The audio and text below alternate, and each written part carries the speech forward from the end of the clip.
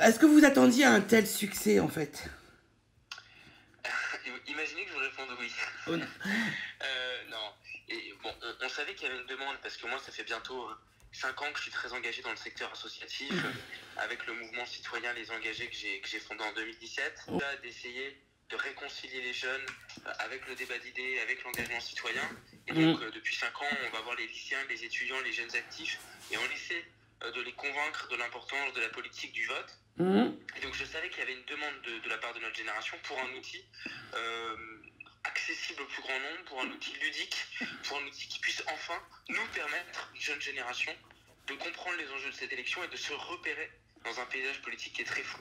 Donc on avait identifié cette demande, c'est pour ça qu'on a développé Elis, mais évidemment on ne pouvait pas s'attendre à un succès de cet ordre, et surtout pas aussi rapidement. Ce qui a été assez impressionnant, c'est de voir le phénomène de viralité qui a été engagé dès le lancement de l'application, et qui nous a permis de dépasser 1 million d'utilisateurs, ce qui est quand même une marque d'espoir. Ça prouve que les jeunes ne se désintéressent pas de la politique, à condition que la politique soit aussi faite pour eux et qu'elle s'intéresse à eux. Et c'est ça qu'on observe depuis 15 jours. Et c'est ça qui est formidable. Parce qu'en fait, moi j'ai 22 ans. Oui. François-Marie, le co-créateur, a 19 ans. Ouais. La trentaine de bénévoles qui travaillent sur le projet issus du mouvement Les Engagés ont tous une vingtaine d'années. Oui. Ont quasiment tous une vingtaine d'années. Et donc on avait d'abord imaginé cette application pour notre génération.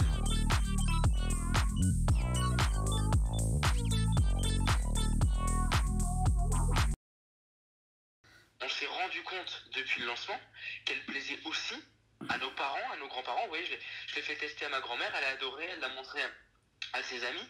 Donc ça prouve qu'en fait cette application peut transcender les générations. Et puis à n'importe quel âge, on peut s'interroger sur ses opinions politiques et avoir du mal à comprendre ce qui différencie réellement les différents candidats. Surtout dans une élection où on a de très nombreux candidats qui sont positionnés. Et où depuis le début de la campagne, on parle beaucoup de leur personnalité, on parle beaucoup des alliances, des stratégies, et on parle très peu du fond, des idées, de leurs projets, de leurs programmes, de leurs propositions. Et c'est aussi pour mettre en avant le fond qu'on a voulu faire Elis.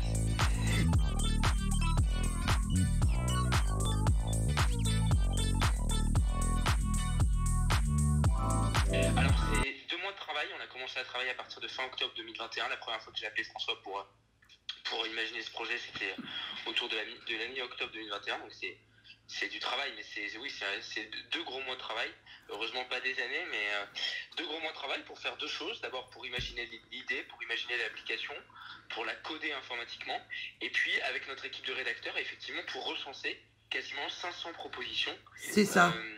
Des différents candidats. La difficulté qu'on avait, c'est que les candidats n'ont pas encore dévoilé leur programme, les propositions dans leur déclaration, dans la presse, sur leur meeting, dans la presse, etc. D'actualiser ces propositions au fur et à mesure de la campagne et au fur et à mesure que les candidats dévoilent de nouvelles propositions. Et même pour les candidats qui figurent déjà dans l'application, évidemment leurs propositions vont évoluer au fur et à mesure de la campagne, et donc ce sera aussi le rôle de notre équipe d'être la plus réactive possible pour que l'application évolue au fil de l'élection et qu'elle soit la plus fiable possible, la plus directement connectée à l'actualité.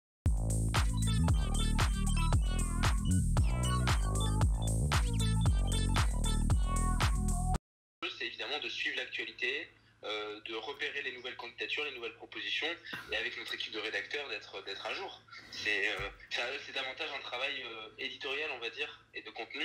Et même pour les propositions actuelles et pour les en savoir plus, que vous savez qu'à chaque proposition est associé un en savoir plus qui permet de remettre la proposition dans son contexte, d'ajouter des éléments de précision, etc. Il faut être conscient qu'on est perfectible, qu'il peut éventuellement se nicher des imprécisions, des maladresses. C'est pour ça d'une part que notre équipe travaille à les mettre à jour, à les améliorer en continu, et que par ailleurs on a ouvert une adresse email salut@elis.co sur laquelle chaque utilisateur peut directement nous suggérer des remarques, des critiques, des modifications, etc.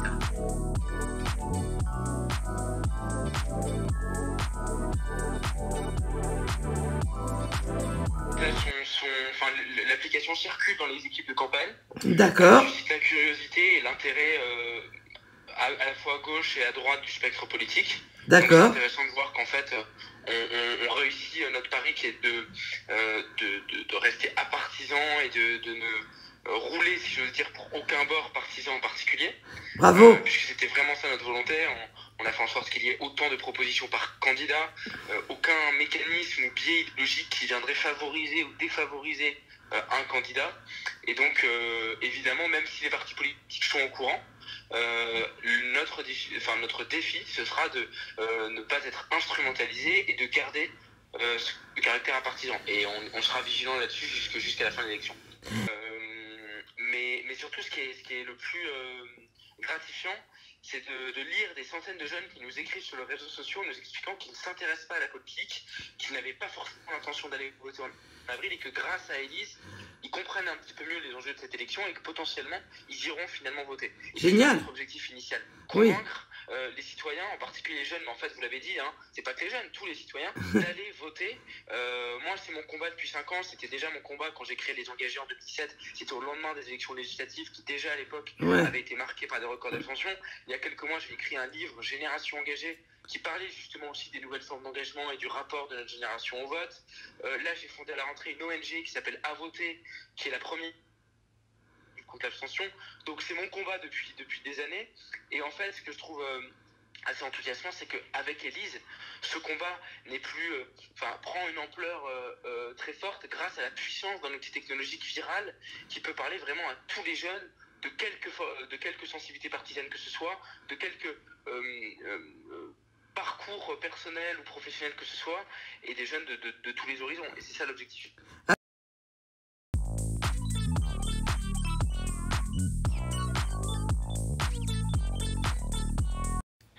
Alors, ça, je vais en parler dans mon prochain livre, puisque mon prochain livre sort dans quelques semaines chez Flammarion, il s'appellera Aux urnes, en exclamation. Ouais. Et ce sera un plaidoyer pour le vote, et il est construit comme une série de réponses aux interrogations des abstentionnistes. D'accord. Donc on essaie de faire de la pédagogie sur l'importance du vote et pourquoi c'est important d'aller voter. Il y a plusieurs raisons.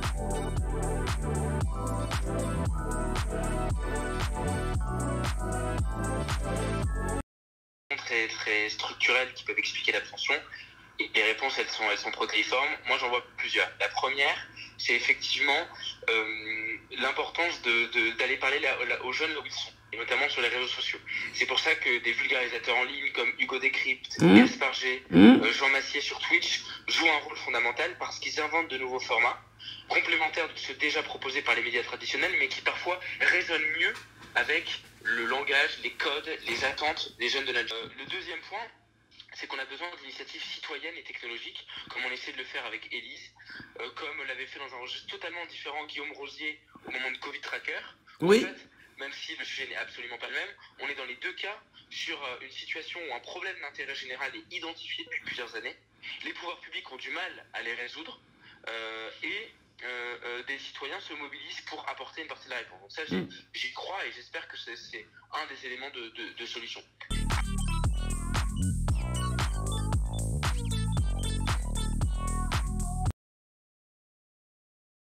Après, à mon sens, ce qui changera fondamentalement la donne, ce sont les mécanismes de démocratie participative, notamment à l'échelle locale. Moi, je suis un fervent défenseur des budgets participatifs qui sont mis en place dans de plus en plus de communes et qui permettent aux citoyens de proposer des idées pour leur collectivité et de voter ensuite pour l'idée qu'ils souhaitent mettre en œuvre. Donc c'est un des dispositifs parmi d'autres, mais qui en fait permettent de montrer que l'élection est un des temps de la vie citoyenne dans une sorte de continuum dont elle serait l'aboutissement, mais pas un acte ponctuel, immédiat, sans lendemain, qui consisterait à dire aux citoyens allez voter puis circuler, il n'y a rien à voir pendant 5 ans, et donc les laisser comme subir la politique alors qu'on devrait tous être acteurs de la vie de la cité et de la vie publique. Sur le vote en ligne, le vote blanc, le vote à 16 ans, j'ai pas de religion personnelle sur ces sujets, mais ce qui est sûr, c'est qu'il devrait, à mon sens, occuper le débat public, surtout dans cette élection présidentielle, où je regrette que les questions de jeunesse, de citoyenneté, de participation, de démocratie ne soient pas au cœur de la campagne, ne soient pas au cœur des débats qui s'agitent déjà entre candidats, parce qu'en fait, c'est pour moi la question fondamentale, celle qui sous-tend toutes les autres. Il y a un point qui me paraît intéressant, en matière de simplification des démarches, etc., c'est celui de l'inscription sur les listes électorales.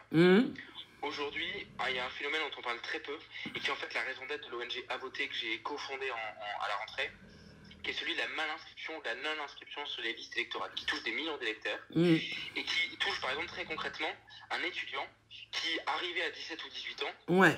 quitte le domicile familial Absolument. pour partir étudier dans une autre ville. Ouais. Et à ce moment-là, sauf à rentrer au sein du domicile familial les jours de vote, ce qui n'est pas forcément le cas, il sort de fait du champ électoral et ne va pas voter. Et en plus, on sait par ailleurs, toutes les études sociologiques l'ont prouvé, qu'un jeune qui ne vote pas la première fois, il est très peu probable qu'il vote aux élections suivantes, parce que le vote est aussi, se construit aussi comme une habitude. Donc, sur cette question, il faut essayer d'y apporter des progrès très concrets. Alors nous, on a essayé avec À Voter de façon technologique de le faire, en lançant il y a quelques jours un chatbot, CHATBOT, c'est-à-dire une messagerie virtuelle. D'accord. En partenariat avec notamment le groupe Ouest France et 20 minutes, pour permettre à chaque utilisateur, via un dialogue avec notre chatbot, de vérifier qu'il ou elle est bien inscrit sur les listes électorales. Ça, c'est un outil technologique. Sur le reste, c'est aussi au pouvoir public de se mobiliser. Jusqu'à très peu de temps, il fallait attendre, enfin, on ne pouvait s'inscrire que jusqu'au 31 décembre de l'année précédente celle de l'élection.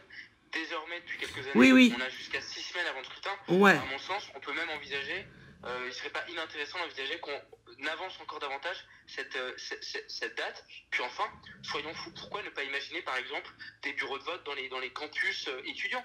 Ne pas même envisager que parfois les bureaux de vote soient ouverts après 20h pour les citoyens qui ne peuvent pas voter au fil de la journée. Ce sont des réponses logistiques. Très bien, Grégoire. Et alors vous, quand est-ce que vous vous lancez en politique? Pourquoi j'ai l'air de vouloir me lancer? Très franchement, d'abord, j'ai l'impression de faire déjà de la politique parce que... C'est vrai. Voilà, la politique, c'est la diversité, l'engagement associatif, l'engagement citoyen, c'est déjà